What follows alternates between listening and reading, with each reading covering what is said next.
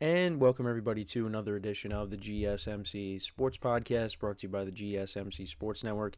As always, I'm your host Kenneth Grunfelder, and it's great to have you guys here on this Friday, March 28th. We have a lot to cover on the show today. Before I get into all that, just want to remind you guys, as always, to tip or donate and get your comments recognized. Make sure to hit that super chat button in the chat if you want to see me acknowledge any thought or comment you may have throughout the live broadcast. It makes the show more lively, more entertaining between myself, the host, and you guys, the viewers. We appreciate you guys' viewership each and every day, so any contribution you can make to the show means the world to us as we put out content for you guys each and every day. And also, the other way to help out the show is by going to the link at the bottom of the show segment on the ticker, GSMCPodcast.net.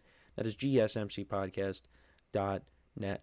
So let's get into what we are going to discuss for today. So we are going to start off the show. We will talk about last night's games with the Sweet 16. We got 4 games tonight as well, so we will take a look at those, and I'll give you my picks for those games. But we had 4 games last night. We had both 1 seeds from last night move on. We also had a 3 seed win, and we also had in the other game as well, we had I don't know why I'm drawing a blank. A 2 seed. I'm sorry. I shouldn't draw a blank. Well, I drew a blank because I was in awe of the amount of threes that the 2 seed hit last night. So yeah, we'll get into all that in just a second. I apologize for that. Then in the second part of the show, we will get back to talking about Aaron Rodgers. Slight update, which something that we kind of already know, but the possibility of him retiring. It's either Steelers or bust, really, at this point. But latest reports is he could opt to just not play in 2025. So we will get into that. We will also talk about opening day yesterday. Some reactions from some of the games. Of course, was locked into the Yankees. Also the Mets because, that's the area that I'm from. But the Dodgers, they opened up at home last night, and they got the win. It was a pretty good game against the Tigers, so we'll get into that. We'll get into all that stuff and all the other scores around the league as well. Also want to talk about the Marlins too, because I know I mentioned them yesterday, but I wanted to talk about them as well in their game and highlight that. So yeah, we'll get into that. We'll talk about the Giants quarterback situation once again, and who should they go with? Should they go with Russell Wilson or Jameis Winston? Now, we talked about this on Monday, how I felt, but we'll get into that conversation again and really dive into who they should start. And then in the final part of the show, we will continue our season overviews, and today we will be covering the Jacksonville Jaguars. So let's get into the first topic, which is now discussing the games from last night with the Sweet 16. And 2 of them were really good, and the other 2, well, the Florida-Maryland game was okay. Alabama and BYU got off to a good start, but then Alabama just was on cruise control the rest of the game, basically. The best game, though, was the Arkansas-Texas Tech game last night. Now, this was a very important game for my bracket because most people had Texas Tech moving on. I don't know what people had when it came to Arkansas, but I had Arkansas in my Elite 8. And it was just on the stance of John Calipari as their coach. And I was going to take Arkansas for as long as I could, and then, in the Elite 8, I had them losing. And Arkansas was leading for the vast majority of the game. Texas Tech led by 2 early on in the game, 5-3. And then it was Arkansas pretty much the whole game. And they were down 16, late in the second half. And they pulled off the comeback.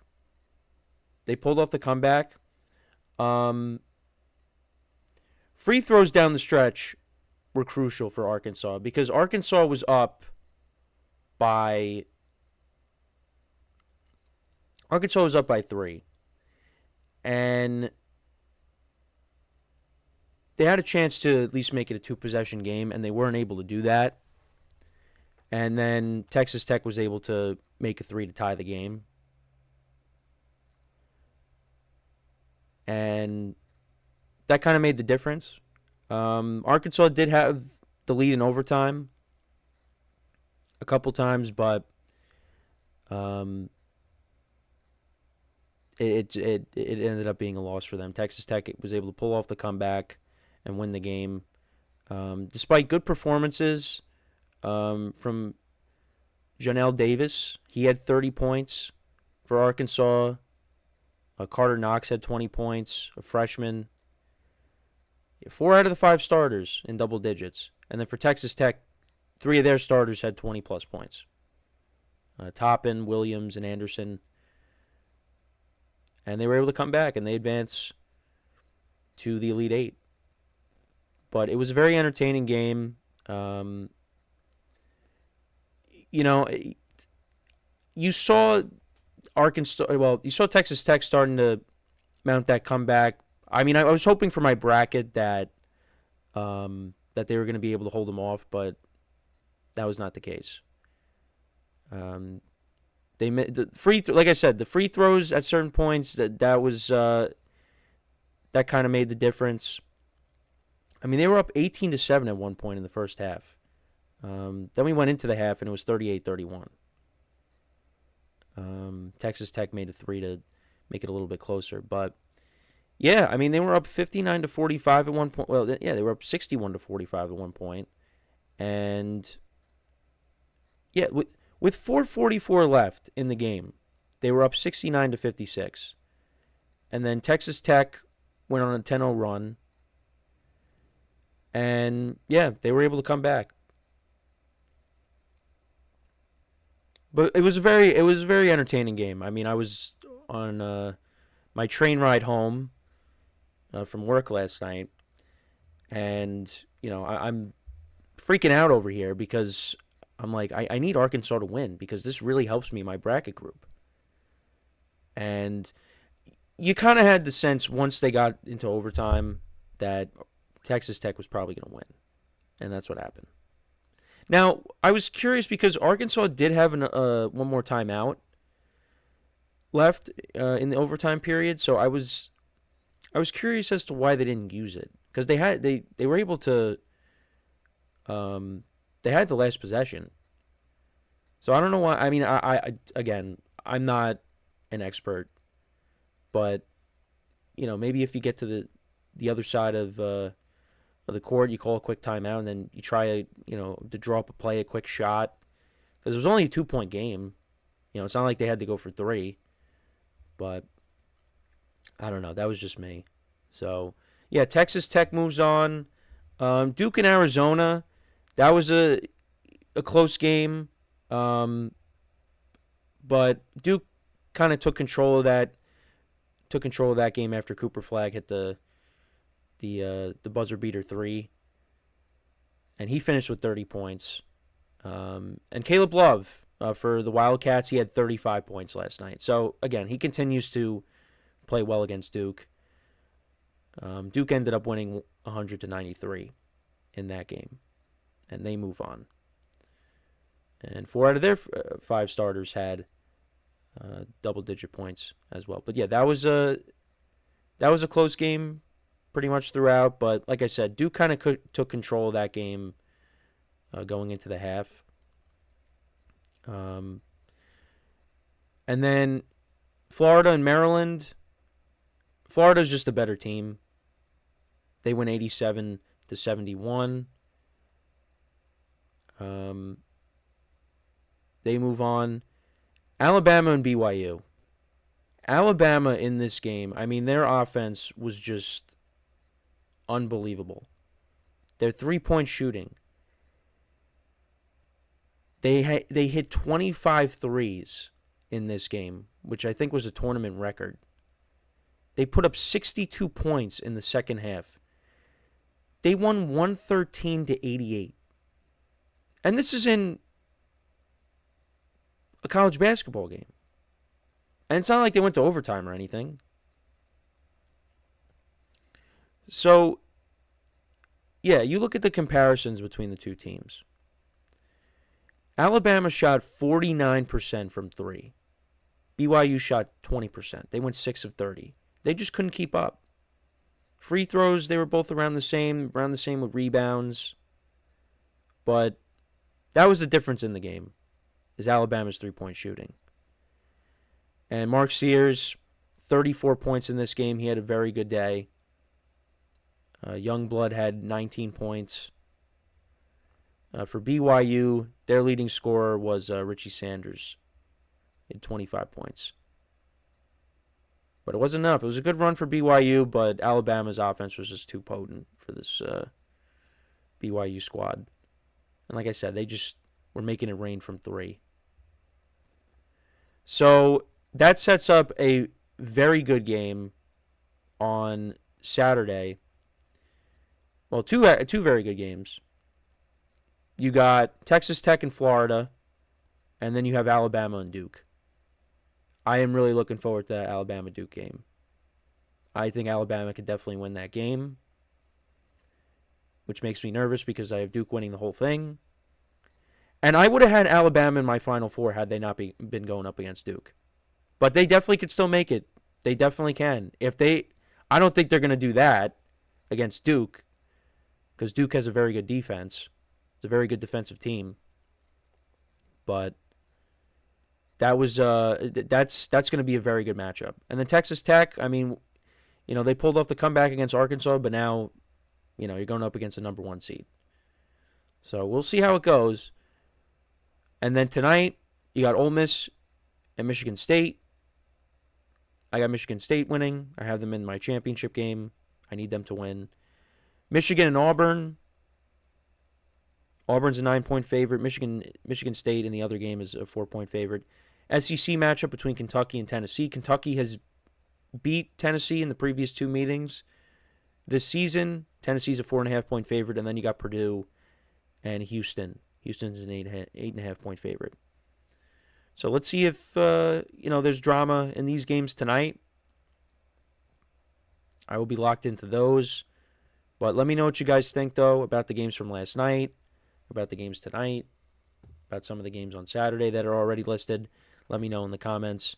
So, yeah, the Arkansas loss was not great for the bracket, but still got my Final Four teams for the moment and still have, my winner. So hopefully, on Saturday, Duke does not lose, because then that's it for me.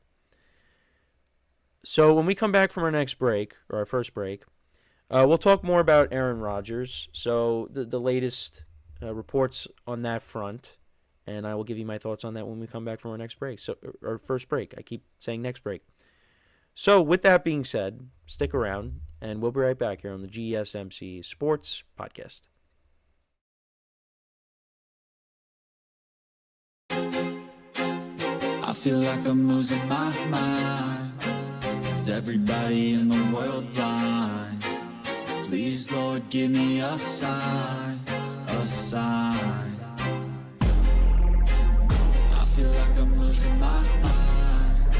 Is everybody in the world blind? Please, Lord, give me a sign, a sign. I wanna be the greatest. Everybody on the fake shit. I look around and feel like everybody is the fakest. I make this every day and I'm impatient, hoping one day I blow up from the basement. Statement, the top is so vacant. I don't hear shit that I think is amazing. Waiting for my day when I'm playing sold out shows for 1,000 faces. Hey, give me that crown, get in my way and to be put down. It ain't your place, all this my town. If I want that shit, then I'll get it right now. I'm losing it, the noose it fits, some losing shit, a stupid myth. You choose to live or choose to dip, you choose to fight or lose your grip and lose a gift. I feel like I'm losing my mind. Is everybody in the world blind? Please, Lord, give me a sign, a sign. I feel like I'm losing my mind. Is everybody in the world blind?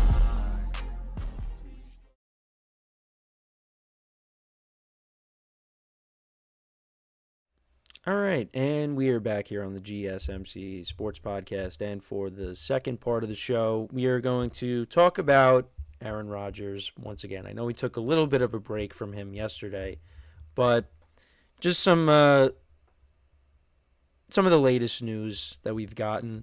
So, recent reports, he just could retire instead of playing for the Steelers in 2025. And look, we are all patiently waiting or impatiently waiting for him to make a decision.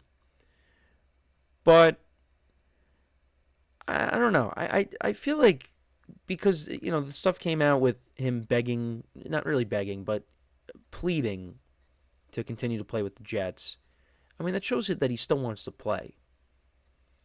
But the other thing, too, is it's got to be the right situation, too. Now, are the Steelers the greatest situation for him? Not necessarily. I think the Vikings would have been. But now, they've confirmed it that they are moving forward with, J.J. McCarthy because, they've gotten positive updates with him coming back from the injury. And it seems like he's going to be ready to start week 1. So they're opting to go and try to get maybe another veteran quarterback that's, going to be a competent backup. And Aaron Rodgers is not going to be a backup for J.J. McCarthy. Aaron Rodgers wants to start.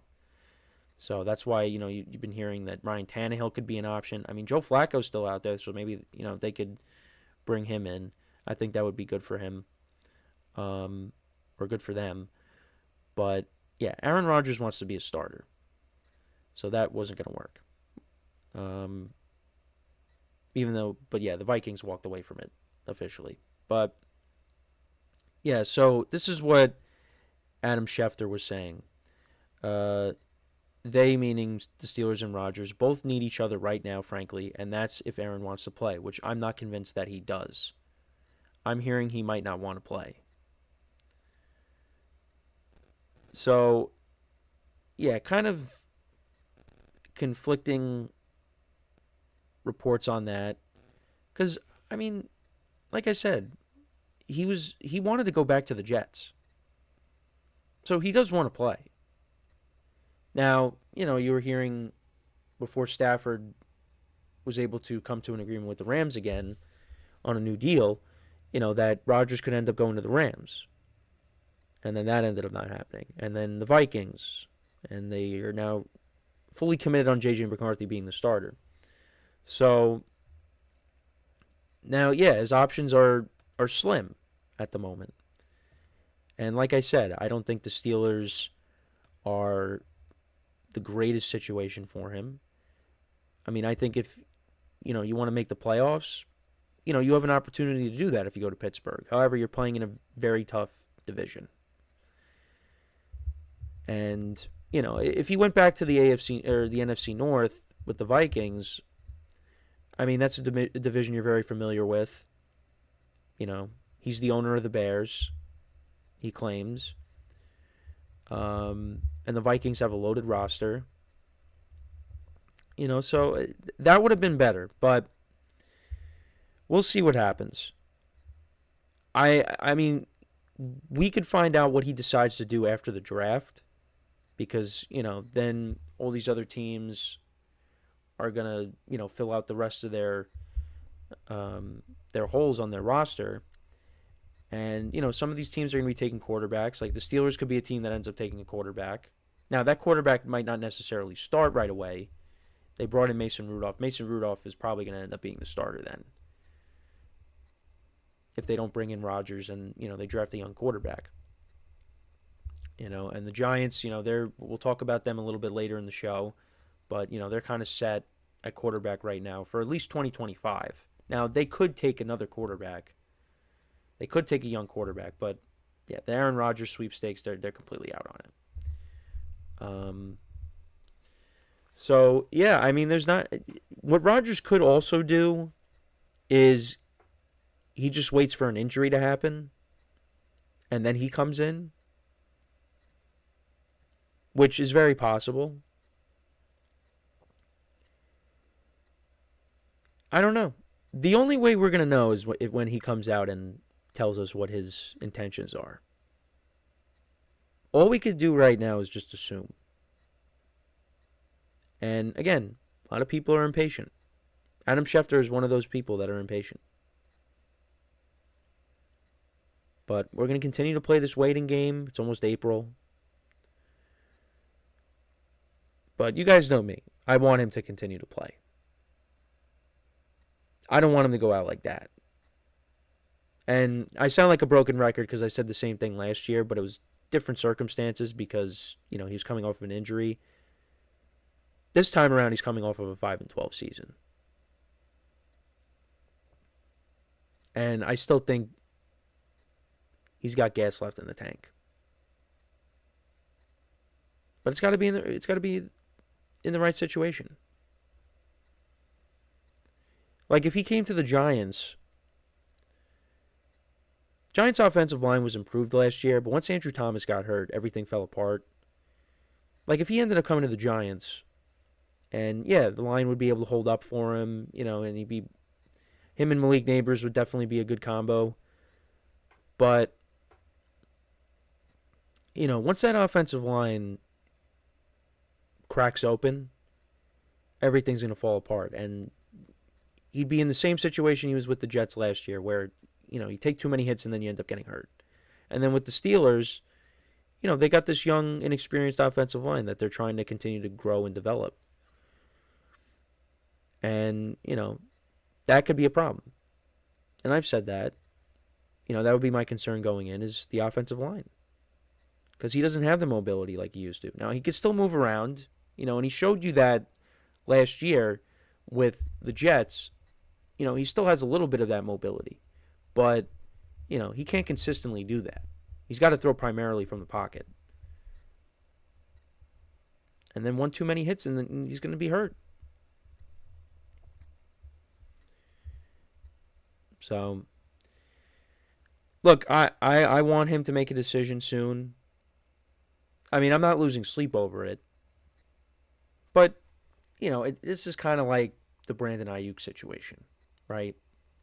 Where you're just waiting and waiting and waiting. You hear certain things and there's really no progress. And then finally a decision is made and you're like, oh, finally. But got to continue to play that waiting game.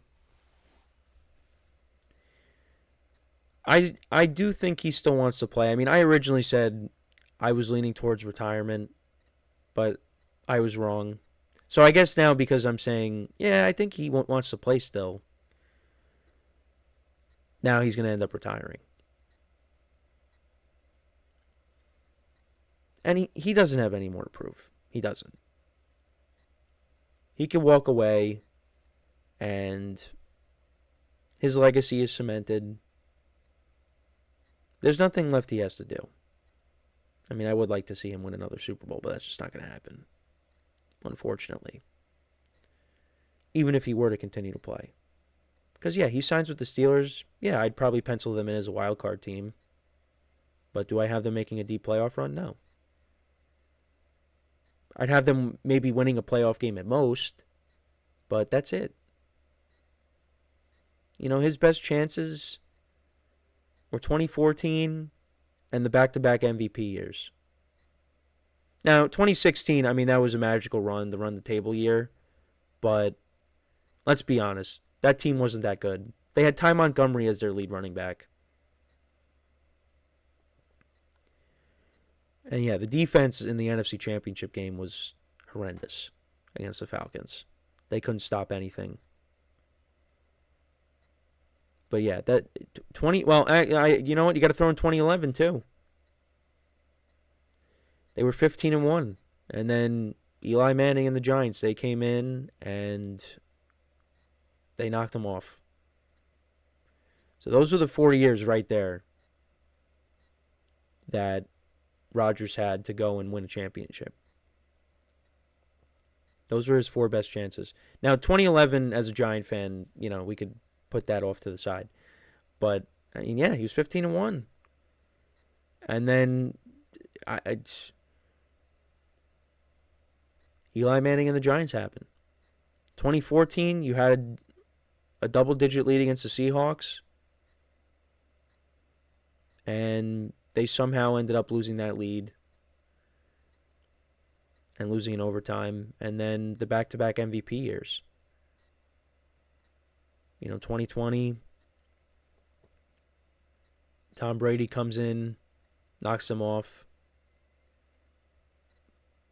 Despite him throwing 3 picks, the Bucs were still able to win that game. And then, the game against the 49ers, he only put up 10 points at home. 49ers didn't score an offensive touchdown. And they lost that. He had his chances to get back to a Super Bowl. Now again, I don't want to sit here and say that that's all his fault. It's not. But I think the 49ers loss, his most recent playoff loss, the second MVP year in 2021, I would probably put the vast majority of the blame on him. Because how do you only put up 10 points at home? But coulda, shoulda, woulda.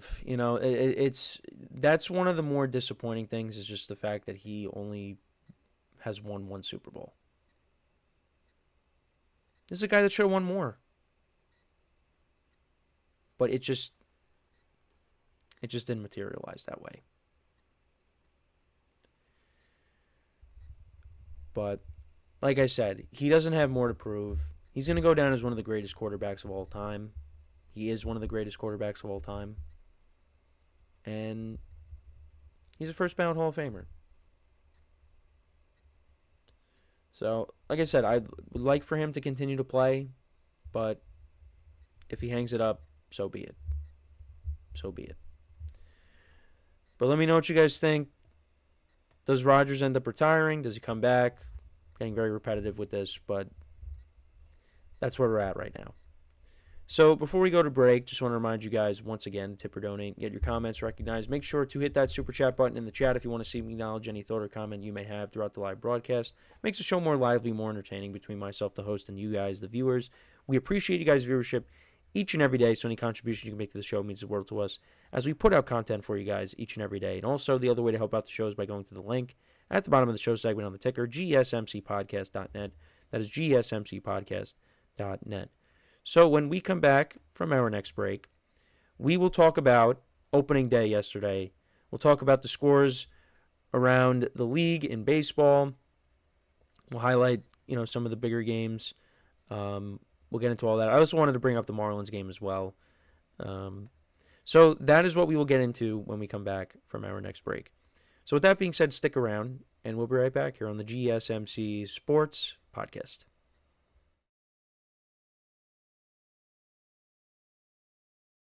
Looking for your daily fix of sports talk without having to pay for it? GSMC Sports Network is available on YouTube. Just search GSMC Sports Network. Get your fix of daily sports talk shows on YouTube, absolutely free. NFL, college football, NBA, MLB, MMA, UFC, fantasy football, and so much more. GSMC Sports Network has shows running all day long, with new sports shows starting every 2 hours. Just like on your favorite cable sports channel, except GSMC Sports Network is absolutely free. Just search GSMC Sports Network on YouTube to catch one of your new favorite shows, like the GSMC College Football Podcast, Chip Shot Football Podcast, Hoops and Heels Women's Sports Podcast, GSMC Basketball Podcast, and so many more. Check it out for yourself. GSMC Sports Network, now available on YouTube absolutely free. Search GSMC Sports Network on YouTube right now.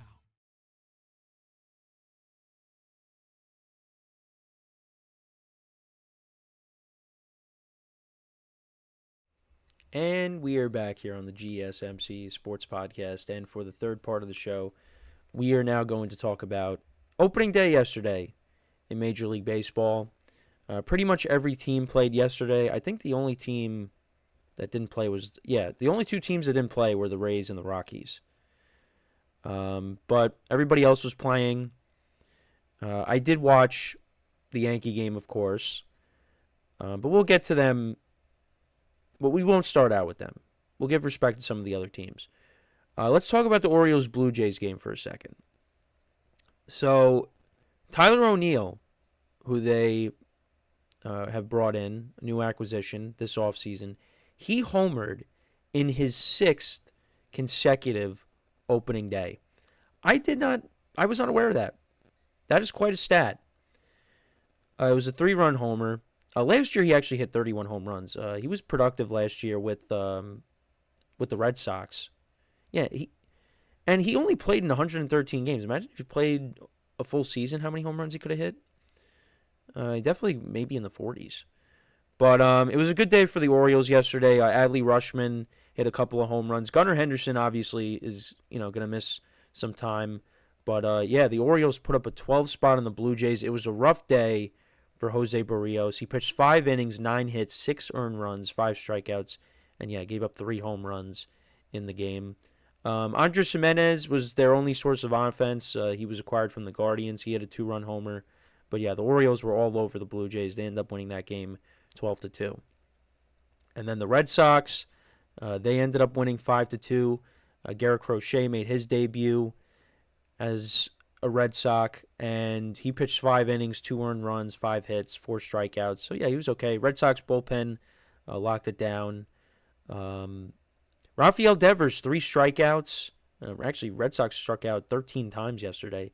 Devers had 3 strikeouts. Bregman in his debut went 0-4 with a strikeout. Their main source of offense. So you had Wilner Abreu had a couple of home runs. He had a solo home run, and then he had a 3-run homer. So that made the difference in the game. So the Red Sox pick up a win there. The Phillies win in extra innings. They win 7-3. They put up a 4 spot in the 10th inning. Mackenzie Gore for the Nationals. 13 strikeouts yesterday. Pitched very well. 6 innings, 1 hit. No runs. But yeah, the Phillies, they end up winning in extra innings. The Guardians also won in extra innings. They put up a 3 spot in the 10th inning. They pick up the win there. The Giants with the comeback win over the Reds. They put up a 4 spot in the 9th inning, and they defeat the Reds. So not looking good right now for my central prediction. Just kidding. It's only 1 game. But yeah, they pick up the win. The Padres and the Braves, that was a pretty good game. The Padres did put up a 4 spot in the 7th inning, and they ended up defeating the Braves 7-4. Ozzie Albies hit a 2-run homer in that game. Austin Riley hit a home run. Gavin Sheets in the 7th inning tied the game in the 7th to make it 4-4. Then a sac fly by Luis Ariz, a 2-run double by Manny Machado, just a regular RBI double. And then Jackson Merrill had a sac fly. So they won. The White Sox winning 8-1. How about that? Against the Angels. They put up a 3 spot in the 2nd inning and a 5 spot in the bottom of the 8th. Angels put up a run in the top of the 9th. But they end up losing. Mike Trout, how did he do yesterday? Mike Trout yesterday went 0-2 with a walk. So the White Sox won. The Marlins, I wanted to get to the Marlins. So I told you guys yesterday when I was looking at their opening day lineup, I was like, I really don't know anybody in their lineup. And the Marlins were able to get the win yesterday. The Pirates are winning late. Marlins put up 3 runs in the final 2 innings, and they were able to pull off the walk-off win. Kyle Stowers, an RBI single. So the Marlins start off 1-0 on the season. And Sandy Alcantara, in his return, he was looking sharp, and then I guess, kind of ran out of gas. But yeah, he was looking good the first, several innings. But yeah, he pitched 4 2/3, 2 hits, 2 earned runs, 4 walks, 7 strikeouts. And then for Paul Skeens yesterday, he went 5 1/3, 2 earned runs, 3 hits, 2 walks, 7 strikeouts. So yeah, the Marlins get off to a good start with a win. Cardinals, they knocked off the Twins 5-3. Nolan Arenado hit a home run yesterday. He's going to get traded at some point. But Sonny Gray yesterday for them had 6 strikeouts. He pitched 5 innings. He gave up 2 earned runs. And then Pablo Lopez, he gave up 8 hits, 4 runs. 2 of them were earned, 3 strikeouts. Gave up a home run as well. So yeah, Cardinals get the win. Cubs win 10-6 last night. They got to Zach Gallen early. They end up winning 10-6. Kyle Tucker went 1 for 5. He had an RBI last night. But yeah, good contributions from the guys in the lineup. So yeah, high scoring game there. Zach Gallen went 4 innings, 4 earned runs. Justin Steele last night 5 innings. He gave up 3 earned runs. For the Mariners, they knocked off the A's. They win 4-2. in that contest. And then we get to the other games. So the Dodgers, competitive game with the Tigers last night. Shohei Ohtani homered, but they come back. They were, they were down. They were down 2-1 going into the bottom of the fifth. They put up a 3-spot. Teoscar Hernandez hit a home run. Then the Tigers put up a run in the top of the seventh, and then Shohei Ohtani homered. Kerry Carpenter had a sac fly to make it 5-4. Got a little dicey at the end of the game in the top of the ninth, but Dodgers were able to hold on and get the win, 5-4. Blake Snell picks up his first win as a Dodgers pitcher. Blake Trinan got the save last night.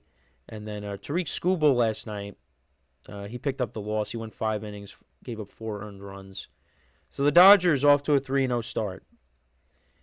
And then we get to the New York teams. So it was interesting because I realized this yesterday that the Mets are opening up in Houston, right? Juan Soto with his new team. Clay Holmes also a part of the team. And Juan Soto opened up with the Yankees, his new team last year. And then the Yankees are opening up at home against the Brewers, and that's what the Mets did last year.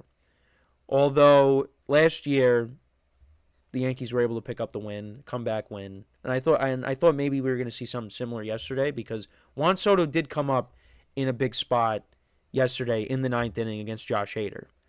And with 2 guys on base, you thought, well, Juan Soto could definitely hit a home run here, and I wouldn't be surprised. But he did end up chasing a pitch way outside and struck out to end the game. But he was on base 3 times.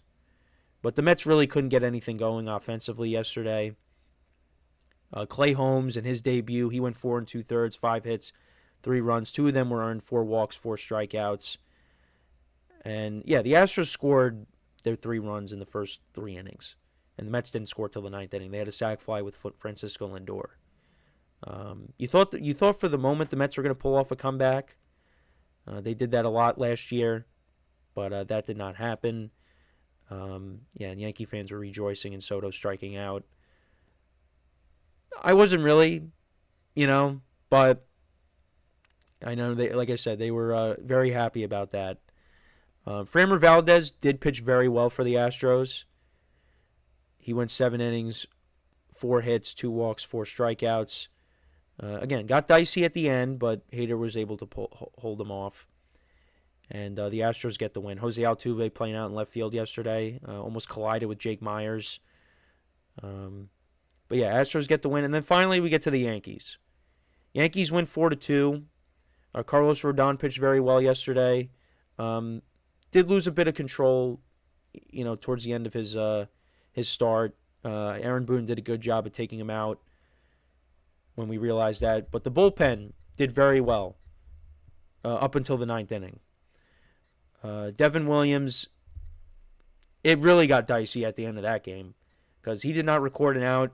Guys were getting on base, but he was able to maneuver through it. And he got a couple of strikeouts to end the game and pick up his first save as the Yankees' new closer. Austin Wells led off the game for the Yankees with a home run. First leadoff home run by a catcher in franchise history. It was like a ridiculous stat. And I think it was like the first catcher in general to lead off with a home run since like 1900. I think it was something ridiculous like that. But yeah, Austin Wells hit a home run. Volpe hit a home run. Bellinger had a sac fly. Judge also had an RBI single or an RBI double hit off the third base bag late in the game because it was 2-1. Carlos Rodon did give up a home run. It was to Capra, their third baseman, the Brewers. So that made it 2-1. I did miss when that happened, but because I was getting ready to leave, and I heard in the background Joe Girardi saying, "Yeah, he has a problem with the long ball." I'm like, he really gave up a home run already? But he did pitch very well yesterday. And then the Yankees put up a 2-spot in the 7th inning, which was very important because, Devin Williams just didn't have it yesterday, but he was able to get out of it. Hopefully that doesn't mean that's going to happen on a regular basis because, for Yankee fans trying to get away from Clay Holmes and now, you thought Clay Holmes was pitching. You had to, you're wearing glasses, you had to clean the fog off of your glasses because you're like, is that Clay Holmes out there? But they were able to get the win, 4-2. And they play on Saturday now. They're off today. So for the games today, we do have a 4:10 game Eastern time. The Rockies and the Rays. You got Kyle Freeland against Pepio, Ryan Pepio. And then on Apple TV, you got the Orioles and the Blue Jays tonight. Charlie Morton against Kevin Gausman. Marlins and the Pirates. Red Sox and the Rangers. Tanner Houck. And Jack Leiter will be pitching tonight. Tyler McGill against Hunter Brown with the Mets and the Astros. They'll be playing on Apple TV. Jamison Tyone against Merrill Kelly. You got Jeffrey Spriggs against Luis Castillo, the A's and the Mariners tonight. Ronaldo Lopez against Dylan Cease, Padres and the Braves, and then the Tigers and the Dodgers. You got old buddy Jack Flaherty against Yoshinobu Yamamoto. And that's the late game for tonight. So, great to have baseball back. And, so a lot did go down yesterday. But now let's see what happens. Let's see what happens tonight. Got a lot of games tonight. Got a lot of stuff going on. Baseball, March Madness, the whole deal. I did fail to mention the Lakers game. So they did hit a buzzer beater the other night. But then they had a buzzer beater hit against them with Josh Giddey hitting a half-court three-point shot to win the game. And, so Lakers lose to the Bulls for the second time in their many days. Bulls have actually been playing some good basketball as of late. So I wanted to bring that up. We are going to take our next break now. And then when we come back, we're going to go back to football. We are going to talk about the Giants quarterback situation. Who should they start, Russell Wilson or Jameis Winston? We'll get into that when we come back from our next break. So with that being said, stick around. And we'll be right back here on the GSMC Sports Podcast.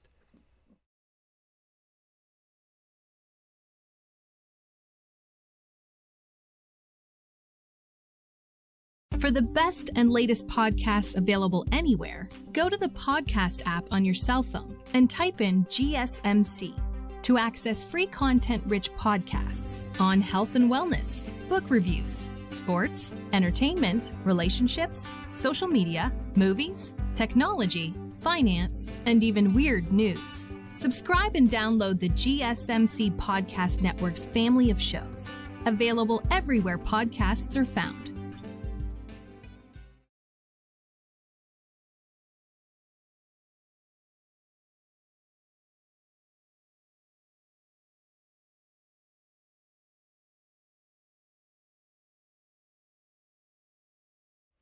And we are back here on the GSMC Sports Podcast. And for the fourth part of the show, we were going to talk more about the Giants quarterback situation and who should be the starter from day one when we get to the start of the regular season next year. Now, obviously, this is very early on here. We got a long way to go before the regular season. But who should be the starter? And I think it's a pretty easy answer, but I know maybe there's some people that might disagree. Now, here's what I'll say. For me, I mean, if Jameis Winston was the starter, it would be cool just because, Jameis would put up these monster stats, but he would have he would turn the ball over. But I think to be rational, the rational decision is Russell Wilson is the starter. And, Jameis Winston, he got money to be a backup. His contract is backup quarterback money. And that's what it comes down to. The simple fact that Russell Wilson does a much better job at protecting the football than Jameis Winston does. And you could start Russell Wilson for a full season. You can't necessarily do that with Jameis Winston. And look, is Russell Wilson how he was in Seattle? No. But up until the point last year when the Steelers lost 5 straight, Russell's playing good football. And I do think he could play well with the Giants. Now, that does not mean that it's going to amount to a lot of wins. Like, I could definitely see a scenario where the Giants are kind of like the 2015 Giants, where their offense is pretty good. And, well, this defense that they have is miles better than the 2015 defense. But I could definitely see a scenario, no, just from the fact that the Giants will be in a lot of games, but they won't be on the winning side of those games. I could see that. That's definitely possible. Because I look at this Giants team. They've upgraded a quarterback. They've upgraded the secondary. We'll see how it happens with the draft. But this team is definitely better than what they were when the season concluded for them in January. Now, you're probably saying that's not saying much. You're right. Did they improve significantly? No. I think the secondary, you could say that. But overall as a team, no. So, yeah, I mean, I really don't think they're going to win a ton of games next year. But that's because they play in a tough division and their schedule is nearly impossible with the teams that they got to play against. But they've gotten better. I don't think on paper, you look at the guys that they have on defense and, you got Malik Neighbors, got a good left tackle. I mean, you had Travis Hunter it's not, or Abdul Carter. I mean, I really don't think this is like the worst roster in the NFL, although they sure played like it. Although the team we're going to talk about in the next segment, I think, is worse. That's the Jacksonville Jaguars. But even that could be debatable. It's, and I didn't believe that throughout the year last year. I don't think this roster is terrible. It's just the execution. I mean, they went out there and they lost games. And you're like, yeah, the Giants are horrible. Because that's just how they've been for years. They can't seem to get out of their own way. And I know there's a lot of people, especially here, in the New York, New Jersey area, that are not too thrilled with what the Giants have done at quarterback. They got to draft a young quarterback. They got to draft a young quarterback. Well, what if they don't believe in the young quarterbacks that are available? Now, there is still a chance that they could take a young quarterback. And it's probably going to be Shedeur Sanders if it's one of the two. Because Cam Ward might be going before the Giants pick. So, yeah, then Shedeur Sanders, he'd be the third string. And then that might signal the end for Tommy Cutlets. But I think for the Giants, they need to take best player available. I think that's what they have to do. Because I think there's other areas. Because I think you can afford now to wait on a quarterback in this draft. Personally, for me, I think they're in a good spot. At least for this year. You got Russell Wilson. You got Jameis Winston. You're trying to win now. Go and try to get players that will help you win now. And try to address the quarterback position at some point in the later rounds. With their first pick, take one of these generational talents. That's what I'm thinking. Maybe Cleveland takes Travis Hunter. Or if they take Abdul Carter. I don't know. I want Travis Hunter. I want Travis Hunter because of the versatility. But, hey, if they get Abdul Carter, I would be okay with that too. But, yeah, Russell Wilson's got to be the starter. Now, back to the quarterback talk. Now, if Russ struggles, do you put Jameis in? I mean, I think you will see Jameis at some point. I think both quarterbacks will play. In some capacity, Jameis will play. But it's Russ's job to lose. And, if we do see Jameis Winston, that means the Russell Wilson experiment went horribly wrong, which would not surprise me. But no, I think Russ is going to play well. I think he will. I think he's going to make the Giants look like...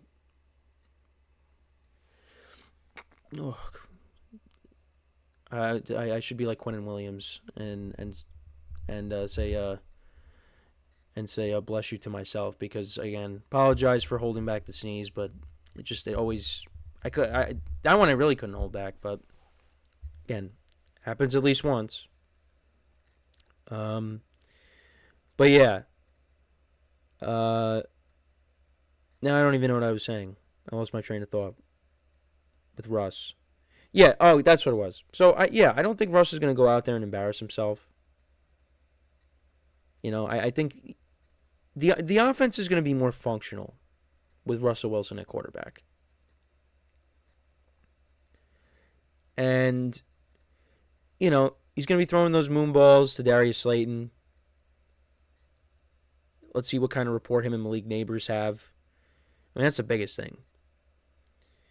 But there are weapons on this offense, and hopefully the running game continues to improve, because Tyrone Tracy really showed you something last year. And you got Brian Dable. Now that Brian Dable has a legit quarterback playing the position, is this offense going to look better? And again, you go back to the Colts game, and he said, this is what happens when we have good quarterback play. And that was with Drew Lock. Now you got Russell Wilson, who's definitely an upgrade. I mean, it's not really a bold claim, but yeah, Russell Wilson is better than Drew Lock. So we'll have to see.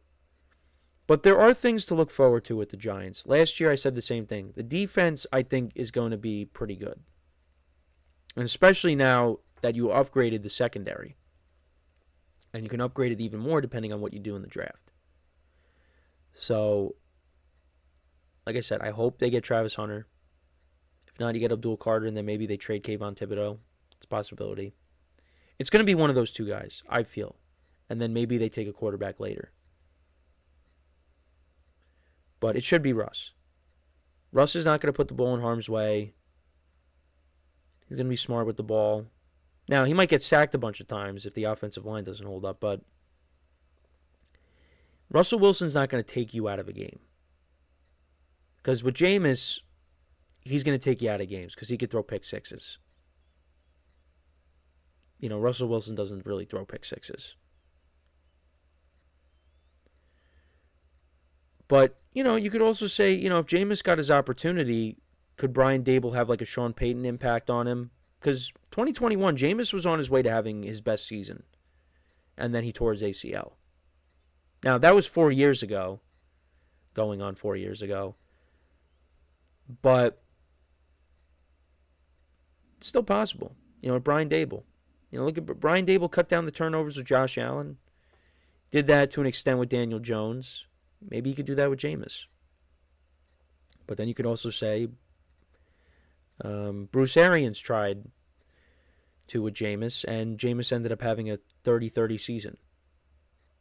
And then they ended up moving off of him and bringing in Tom Brady. So, I think Jameis is the more... How should I put it? I think the more irrational option, the more exciting option, just because of, the explosive plays and, the big games that him and Malik Neighbors could have together. But Russell Wilson is the better pick of the two, is the safer pick, but is the better option. He just is. So that's my thoughts. But what do you guys think? Should the Giants start Jameis Winston? Should they start Russell Wilson? Who should be the starter for the Giants in 2025? Let me know in the comments. I think the vast majority of people are going to say Russell Wilson. But look, I am just happy that the quarterback room is not what it has been. no offense to Daniel Jones, but even like you look at the backup options the Giants have had. They had Mike Glennon. They had Jake Fromm. I mean, those are not backup quarterbacks. I'm trying to think of who else they had. No, Tyrod was good. Tyrod was good. Don't have any complaints about Tyrod. But, I mean, really?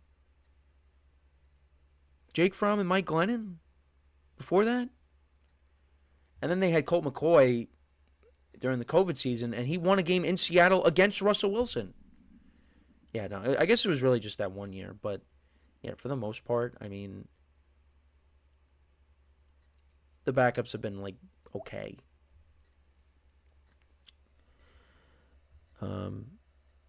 But yeah, now they have like Jameis Winston is the best backup they've had. I mean, in general, this quarterback room is the best they've had in a long time. It's Eli. So we're going to take our final break now. When we come back, we will talk about the Jaguars. We will talk about their season, how it went, and what they've done in the offseason. So for one final time today, make sure to stick around, and we'll be right back here on the GSMC Sports Podcast.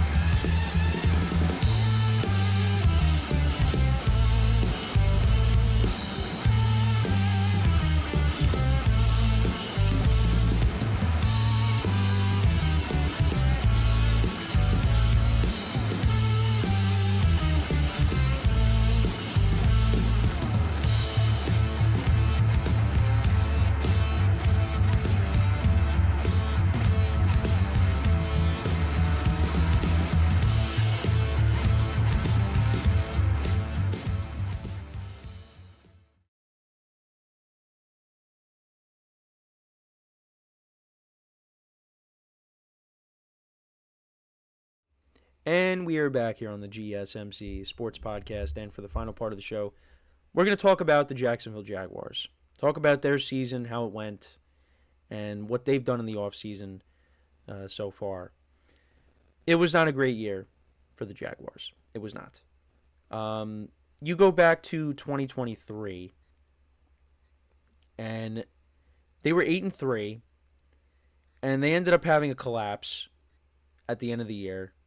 And they ended up losing out on the division. They finished 9-8. They finished behind the Texans in the division. And yeah, so they missed out on the playoffs. So going into 2024, I think I gave them 8 wins. And I said, you know what? They're probably still not the best team, but I don't think they're going to be completely out of this thing. But I was wrong. They only won 4 games. They finished in 3rd place. And it was a disaster of a season for the Jaguars. In the division, they went through. Well, actually, they went 3-3 in the division. They went 4-8 in the conference. They went 0-5 against the NFC. They were 1-8 on the road. And yeah, it just they started off the year 0-4. They were winning against the Dolphins. They had a double-digit lead. But the Dolphins ended up coming back, and Jason Sanders ended up kicking a game-winning field goal. Then they lose that ugly game at home in Week 2 against the Browns. It was just a very ugly game. Trevor Lawrence did not play well in that game. They only put up 13 points. So, yeah, they lose that. Then the Monday night game against the Bills happens, and oh, man, that was a disaster from start to finish. They lose 47-10. Mac Jones actually saw some action in that game. Then they went up against the Texans, and they were competitive in that game. Trevor Lawrence had a couple of touchdown passes, but C.J. Stroud threw the go-ahead touchdown to Ungabuwale late in the fourth quarter. Actually, there was 18 seconds left. So they lose that. But they did beat Joe Flacco and the Colts at home. Trevor Lawrence had a very good day, 371 yards passing, 2 touchdowns, 1 pick. Tank Bigsby had over 100 yards rushing and 2 touchdowns. But then they got blown out in London against the Bears, 35-16. They come back the following week. They do beat up on the Patriots. They went 32-16. They lose to the Packers at home. Jordan Love actually got hurt in that game. They had a chance to win, but they ended up losing. Jason Sanders kicked a go-ahead field goal to win that.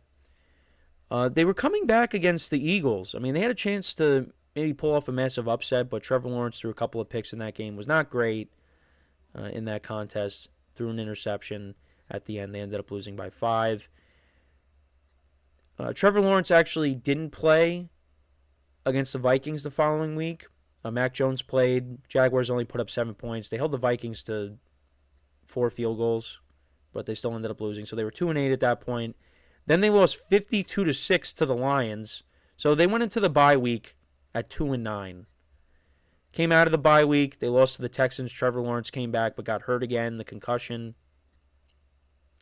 By Al Shire. So they lost 23-20 in that game. They won 10-6 against the Titans. That was an ugly game. Then they lost to the Jets. Mac Jones had almost 300 yards passing, 2 touchdowns, 2 interceptions. They threw the game-sealing pick to Sauce Gardner at the end. Then they lost to the Raiders. They beat the Titans. So they swept the Titans, at least. Oh, wait, actually, no. Did they sweep? Yeah, they swept the Titans. And then they lost to the Colts in overtime, final game of the regular season, to go 4-13. So Mac Jones finished out the year for them. He is now a member of the 49ers. And you look at Trevor Lawrence on the year, he was not great. And he was also hurt again. 2,000 yards passing, 11 touchdowns to 7 picks. Mac Jones had 1,600 yards passing, 8 touchdowns to 8 picks. Tank Bigsby was a bright spot for them. He had 766 rushing yards and 7 touchdowns. Massive disappointment was Travis Etienne. You go back to 2023, and he had 267 carries for over 1,000 yards. He had 11 touchdowns, 11 rushing touchdowns, right? He only had 150 carries, 558 rushing yards, and 2 touchdowns in 2024. What happened? What happened to him? So he was disappointing. Another bright spot for them, well, the biggest bright spot of them all, Brian Thomas Jr., their rookie wide receiver out of LSU. 87 receptions, 1,282 receiving yards, and 10 touchdowns. Was a stud for them, and he looks like he is going to be on his way to being one of the better receivers in the league. Christian Kirk was hurt all year, basically. Evan Ingram was hurt. Gabe Davis was in and out of the lineup. They brought him in. He was a disappointment. He only had 239 yards receiving and 2 touchdowns. Yeah, and then defensively, their sacks leader was Trayvon Walker. He got 8 sacks from Josh Hines-Allen. Interceptions, they did not have a ton. Looking at their stats specifically, so you look at their offense. Their offense ranked 25th in total yards per game, 24th in passing yards per game, and 26th in rushing yards per game. And points per game, they were 27th. They averaged 17.9 points per game. And they were 22nd in third down conversions. Then their defense doesn't get any better. Defense allowed 25.6 points per game, which was 27th in the league. They were 31st in total yards per game. They gave up almost 400 yards of total offense. And then they were 32nd against the pass, giving up an average of 257.3 passing yards per game. And they gave up 25 point... Oh, wait, I said that already. Yeah, so their defense, they were 30th in interceptions, and they were 28th in sacks. 35.5 sacks, or 33.5 sacks. This was not a very good team. Now, they let go of Doug Peterson. They bring in Liam Cohen, an offensive-minded guy. Did very well with Baker Mayfield in Tampa, so hopefully that's the same thing. Same thing translates with Trevor Lawrence. But there's a lot of work that needs to be done with the roster. They brought in Jordan Lewis over from Dallas. They added Nick Mullins to be a backup. Eric Murray they signed, a safety. They signed a couple of offensive linemen. They brought in De'Ami Brown from the Commanders. A couple of tight ends they signed. A tackle they signed. A couple of tackles they signed. But, yeah, there's a lot of things the Jaguars could do with their first pick. I believe they have the 6th pick in the draft. I mean, I think they could go best player of it. Oh, they have the 5th pick. My mistake. They could do a lot with that pick. Offensive line, defensive line, maybe corner, maybe Will Johnson. That could be a spot for him. Could they go receiver? I don't know. There's a lot they could do with that pick. They could trade down and get a lot of picks. But yeah, so they got the 5th pick in the first round. They got in the second round. They're picking. They got that's the number 141 overall pick. They got 2 third rounders. They got 2 4th rounders. They got a 5th rounder, 2 6th rounders, and a 7th rounder. So yeah, there's a lot they could do with those picks. If I go to Tankathon, they have going to the Jaguars. Let's see what they have. Oh, so they got Mason Graham, the D tackle out of Michigan. So it's possible they do that. But yeah, I feel like they could do that. Defensive line, corner, offensive line. Could take, receiver. Maybe they wait. Actually, yeah, no. I think that would be a mistake. Because you got Brian Thomas Jr. Maybe a receiver they take in the later rounds. But, yeah, there's a lot of work that needs to be done with the Jaguars. I mean, we'll see if Liam Cohen ends up being the guy. But it was just a very down year. And Trevor Lawrence got paid a lot of money in the offseason. And so far, that contract has not looked good. And we're still waiting on him to take the next step. Now, this is going to be, what is this, year 5 already? Yeah. They made the playoffs in 2022. We thought we were heading in the right direction. And then the last couple of years, it's just taking a step back. Massive steps back. And also because he's just gotten hurt too. So, hopefully, he turns it around. He could stay healthy. Offensive line, I think, is something they can continue to address in this draft. Maybe that's something they could do. But, yeah, there's a lot of work that needs to be done with this team. But let me know what you guys think about the Jaguars and their season. You think they could bounce back from this? Do you think Liam Cohen is the right man for the job? How do you think Trevor Lawrence is going to do? It's going to be different, though. There's no more Christian Kirk. There's no more Evan Ingram. So, we'll see what happens. But that is pretty much it for the show for today. Thank you guys for tuning in. Make sure to check out all the other shows as well. Make sure to leave a like, comment, and subscribe to our videos. We greatly appreciate that. You can check us out wherever you get your podcast if you want to listen to us on those platforms. And, another week in the books.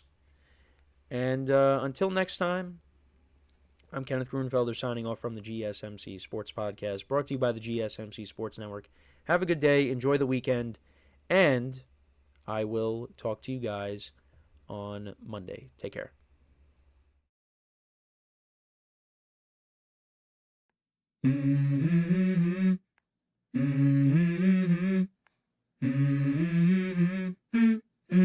Let's go. I wake up to a little bit of drool on my pillow, feel like it's gonna be a bad day.